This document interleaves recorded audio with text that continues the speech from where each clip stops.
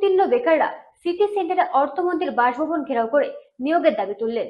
পুলিশের হস্তক্ষেপে তাদের আটক করা হয়েছে।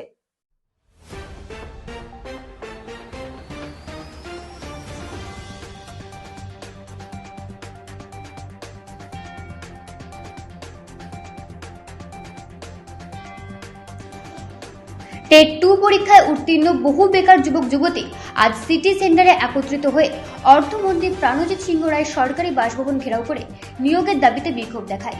দীর্ঘ সময় ধরে সরকারি চাকরি না পাওয়ায় তারা দ্রুত শূন্যপদে নিয়োগ বিজ্ঞপ্তি প্রকাশের দাবি তুলেছে।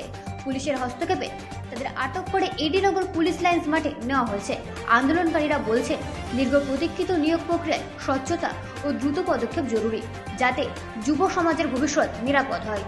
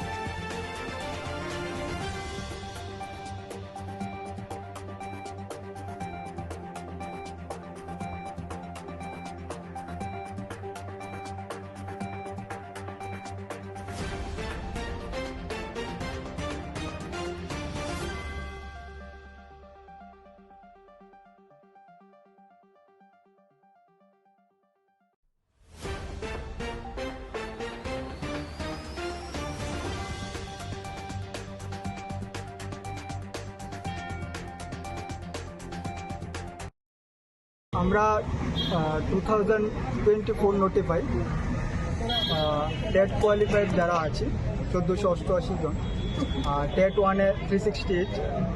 আমরা আজকে মাননীয় অর্থমন্ত্রী স্যার প্রণজিৎ সিংহ স্যারের সাথে দেখা করতে এসেছি। তার জন্য আমরা আপনাদের প্রিন্ট মিডিয়ার সাক্ষী আছেন, আমাদের সাথে সহযোদ্ধা রূপে রয়েছে, যে আমরা অনেক দিন নাগাদ সেই আন্দোলন ডেপুটেশনের মাধ্যমে কোনো প্রতিক্রিয়া চাইছি যে আমাদেরকে নিয়োগ কবে হবে। যেখানে যে রাজ্যে, আমাদের রাজ্যে অনেক শিক্ষক স্বল্পতা রয়েছে, সেটা আপনাদের প্রিন্ট মিডিয়া, পত্রপত্রিকা, নিউজ মিডিয়াতে আমরা দেখতে পাই। তাছাড়া আমাদের তরফ থেকে আরটিআই করে আমরা জেনেছি হিউজ ভ্যাকেন্সি রয়েছে।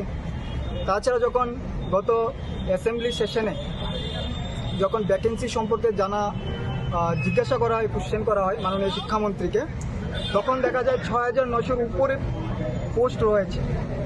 পোস্ট থাকাকালীন এত পোস্ট রয়েছে, তারপরও কেন আমাদেরকে এই কথাটা শুনতে হয় যে টেট পাস মানে চাকরি নয়? যদি পোস্ট না থাকতো তাহলে ঠিক ছিল। যেহেতু পোস্ট আছে, তাহলে আমাদের দাবি অনৈতিক কীভাবে?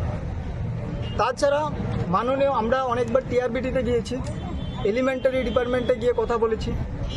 আমরা অ্যাসেম্বলি সেশনে স্যারকেও বলতে দেখেছি, শিক্ষামন্ত্রী স্যারকেও বলতে দেখেছি, যে বলছে যে ফাইন্যান্স দপ্তর থেকে নাকি অনুমোদন যতটুকু পোস্টের জন্য দেওয়া হয়েছে, রিসেন্টলি 1020-এ টেট 2 জন্য নোটিফাই করা হয়েছে, বাকি 1488 থেকে 1020 নোটিফাই করা হয়েছে, বাট সবাই নিয়োগ হবে না, 750 অ্যারাউন্ড নিয়োগ হবে, বাকি অর্ধেক আমরা অনিশ্চয়তার মধ্যেই ভুগছি।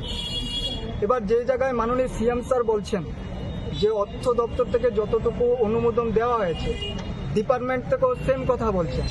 তার জন্য আমরা আজকে মাননীয় অর্থমন্ত্রী শ্রী প্রণজিৎ সিংহ রায় স্যারের সাথে আমরা দেখা করতে এসেছি।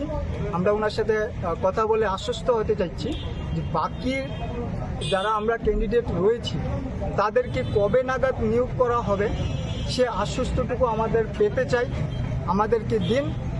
আর এই করুণ অবস্থায় আমাদেরকে রাখবেন না, যেখানে অ্যাসেম্বলি সেশনে বলা হয়েছে 345 স্কুলের মতো সিঙ্গেল টিচার, এটা একটা দৃষ্টান্ত। তাছাড়া সিঙ্গেল টিচার বলছেন 345 অ্যাবাভ। এবার ভেবে নিন কতগুলি স্কুলে রয়েছে 2-3জন শিক্ষক।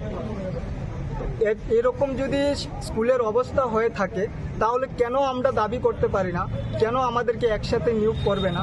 সেই আশ্বাসটুকু বা সেই কথাটুকু আমরা জানতে চাইছি। ব্যুরো রিপোর্ট, রাত দিন নিউজ নেটওয়ার্ক।